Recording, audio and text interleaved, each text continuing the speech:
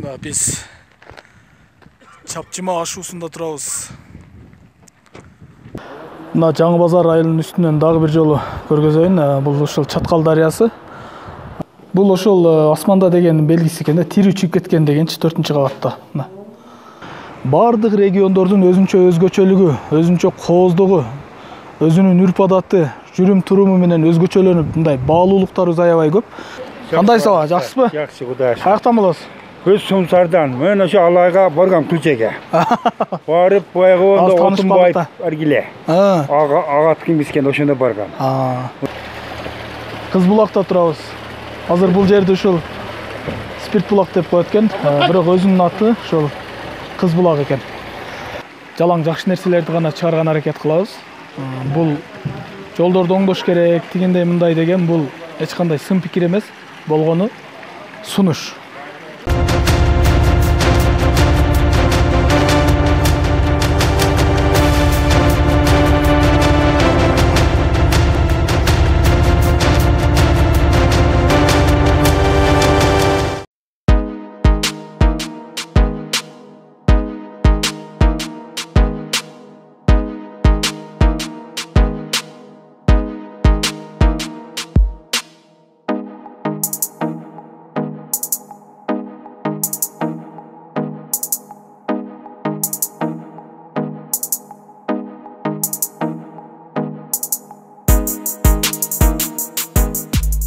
Assalamu alaikum.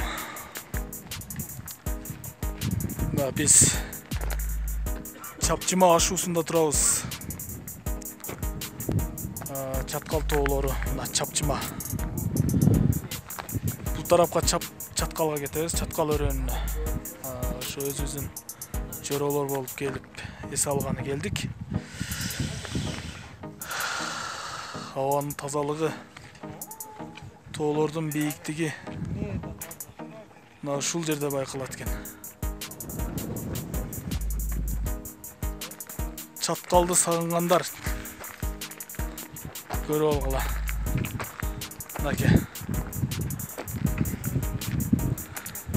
Мынаке Чапчыма ашуусу.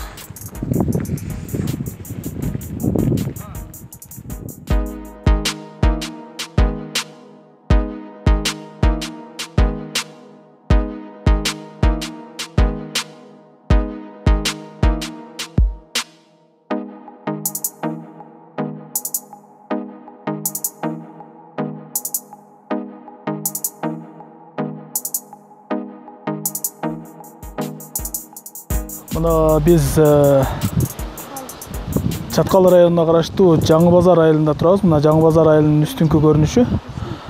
Бул жерге чыкканыбыздын себеби мына Ыдырыс пайгамбардын күмбөзүнө келип отурабыз. Мына зыярат кылып өткөн кеткенге Куран окуп, ушул жерден кайталы деп келдик. Мына бул жакта ошо туристтер да келиптир. Өзбек туугандар.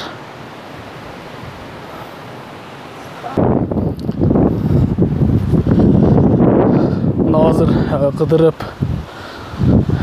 жүрөбүз. Жолдору жакшы экен. Шарттар түзүп коюптур. Азыр эми ушул зданиянын ичине кирип көрөбүз. Эмне экен бул жер? Курчакта ушундай. Жерге кирип намаз окушат экен. Мына Жаңы Базар айылынын үстүнөн дагы бир жолу көргөзөйүн. Бул ошол Чаткал дарыясы. Бул жактан Канышкыя, Чаткал районунун борбору экен. Ушул жактан келип, бул жака мына Жаңы Базарды аралап өтүп, Чапчыма ашуусу аркылуу ошо Алапка тарапка кетет экен.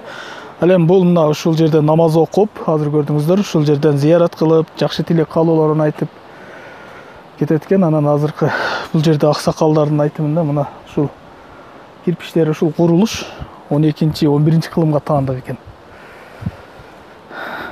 Көрөлү дагы. Мына ичинде адамдар намаз окуп атат. Мына азыр биз кирип чыккан намазкана бул. Мына азыр эми бул жака ошо күмбөздөргө келдик. Мына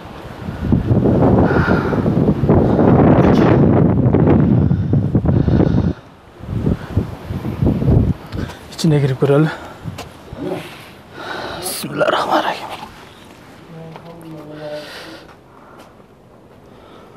Işık durasın. Üstünkü kuruluşları.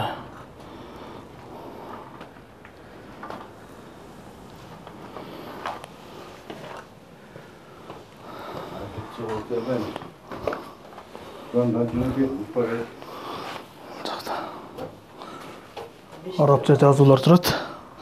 Arapça okuy alasыңбы? Okuy албайсыңбы?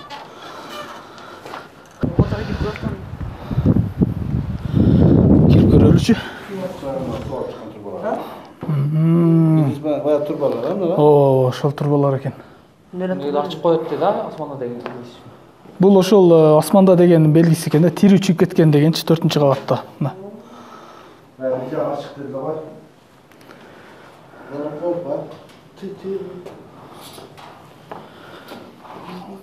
Kur'an okuyup koydu. Kişi cılvansın neydi ki? Bismillahirrahmanirrahim. Euzubillahimineşşeytanirracim. Bismillahirrahmanirrahim. Kul huvallahu ehad, Allahus samad. Lem yelid ve lem yulad ve lem yekun lehu kufuven ahad. Subhane rabbike rabbil izzati amma yasifun. Selamun alel murselin. Elhamdülillahi rabbil alamin. Elhamdülillah.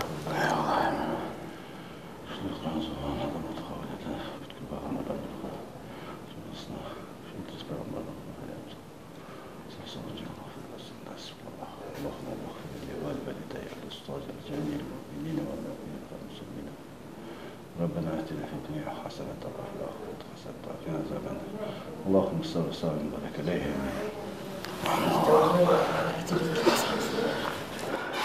Кандай болду анан кийин сезимдер? Ошо Чаткалды биринчи жолу көрүп атат экенсиз. Кандай район экен, кандай жер экен?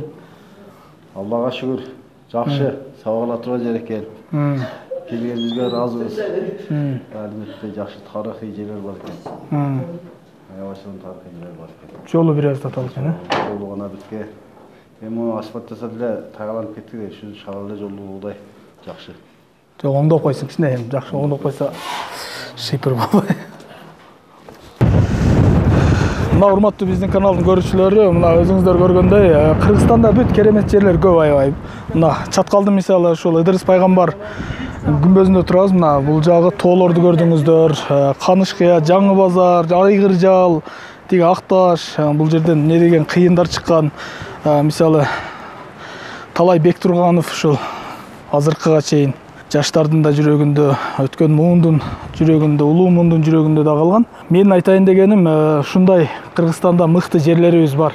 Чаткалга окшогон башка региондорубуз, бардык региондордун өзгөчөлүгү, өзүнчө кооздугу, өзүнүн үрп адаты, жүрүм туруму менен өзгөчөлөнүп, мындай баалуулуктарыбыз аябай көп. Мына Жаңы базар, азыр эми бул жерден Жаңы базар гана көрүнөт экен. Мына Канышкыя бул жакка кетет. Менин айтайын дегеним, биз биринчи ички туризмди өнүктүрүшүбүз керек. Ички туризмди кантип өнүктүрөбүз? Ушинтип бизге окшоп келип, ошо соцсеттерге жарыялай берели, керемет жерлерибиз бар деп мактайлы. Жалаң гана ушул бузулган, жаман терс көрүнүштөрдү көргөзө бербестен, ушундай жакшы жактарыбызды көргөзөлү деген сунушту айтат элем. Ички туризмди ушинтип өнүктүрсөк болот. Анан өзүбүз ар бирибиз үй бүлө башчылары өзүнүн үй бүлөсүн ушинтип Кыргызстанды кыдыртып, көргөзүп, жаш балдарга көрсөтүп, ушинтип келечек муунга ушинтип өткөрүп берип турсак болот. Анан Дубай, Турция деп эле ушул чет жактарды рекламалап, ушул жактарга барышыбыз керек деп эле ушундай нерселерди айта берсек туура болбой калат. Мынакей, мына жаш балдарын ошо өзбек туугандар дагы келишиптир. Аябай сонун. Реклама кылалы эми туугандар. Мына азыр эми ушул видеонун пайдасы ушул чет жерде жүргөн чаткалдык туугандарга деле жакшы да. Бул жакка келбеген кыргызстандыктарга деле жакшы. Ушул жерде ушундай жер бар экен. Биз дагы баралы, көрөлү дегендей. Бул жерде жашагандар, чет жакта жүргөндөр болсо, аябай сагынгандар болсо, бир аз да болсо сагынычыңыздар тарап калат.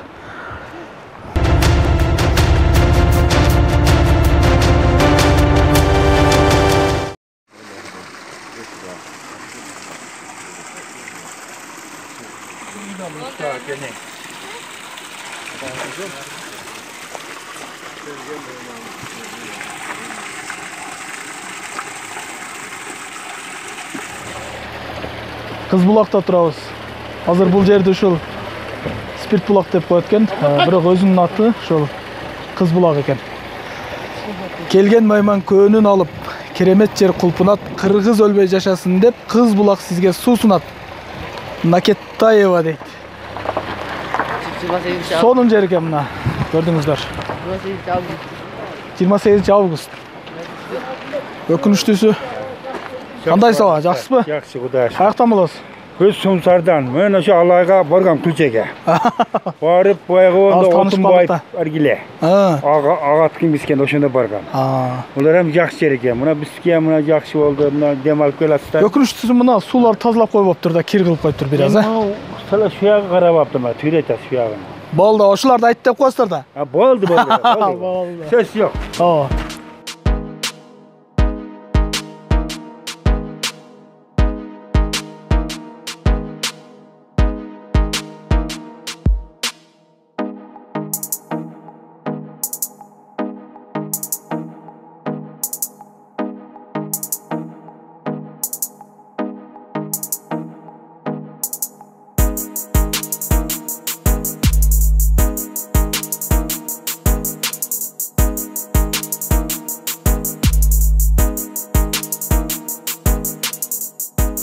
Мына достор, биз Чаткал районуна болгон саякатыбызды аяктадык.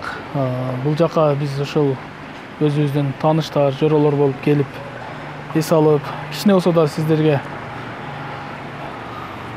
чагылдырып маалымат берип коеюн деп аракет кылдым. Бирок атайын Кудай буйруса келип, сиздерге толугу менен Чаткалдын тарыхын айтып кеткенге аракет кылабыз. Бул Чаткалдын тарыхы да аябай кең экен, чоң экен, аябай кооз жер экен. Мына Санжырачы тарыхты жакшы билген, ошол жерде Канышкыя айыл өкмөтүндө айыл өкмөт болуп жүргөн, депутат болуп жүргөн, көп кызматтарды аркалаган бир аксакал киши менен сүйлөшүп калдык. Ал киши айтат, бул жерде 2 хандык өткөн дейт. Ошонун өзү эле канча чоң тарых. Ошол 2 хандык тууралуу дагы тартып Чаткалдын тарыхын, ошол Ыдырыс пайгамбардын бүт, ошо Ыдырыс пайгамбардын күмбөзүнө байланыштуу болуп, ошо Сафит Булан, Падыш ата бардыгынын бири-бирине байланышы бар бир тарых бар экен. Ошолорду да тарткан аракет кылабыз. Ал үчүн атайын профессионал операторлор менен, команда менен келип тартып чагылдырганга сөзсүз аракет кылабыз. Учурдан пайдаланып мен эмнени айткым келет? Учурдан пайдаланып ушул мамлекет ошол Чаткал тарапты, Чаткалга окшогон региондорду бүт оңдош керек. Азыр эми Чаткал жөнүндө сөз болуп атканда Чаткалды айтыш керек. Чаткал районунун эң эле көйгөйү бул жол экен. Кышында аябагандай оор, 2 метрден ашык кар жаап койгон учурлар көп эле болот. 2 метрге жакын жайт, 1,5 метр ушундай кышында шарт оор экен да. Бул жака кышында оордойн десең, азыр жайында деле шарт бир аз оор экен. Жаңы барган адамдар аябай кыйналып кетет экен. Мисалы, Чаткалга карата кеткен көргөзмөлөрдү коюп, ошол багыт берүүчү белгилерди коюп, ал эми жолдорун асфальттап, ушундай кылып койсо, аябагандай кооз жер экен. Туристтер аябай көбөйгүдөй. Ошол Ташкент жакын экен да Чаткалга. Ташкенттен аябагандай көп туристтер келет экен. Ошол биздин айтарыбыз. Биз эми YouTube каналыбызга ушул жалаң жакшы нерселерди гана чыгарган аракет кылабыз. Бул жолдорду оңдош керек, тигиндей мындай деген бул эч кандай сын пикир эмес, болгону сунуш. Жолдорун болсо, мамлекетибиз ушундай жакшы жерлерди оңдоп койсо, баарыбызга эле жакшы да. Жолугушканча.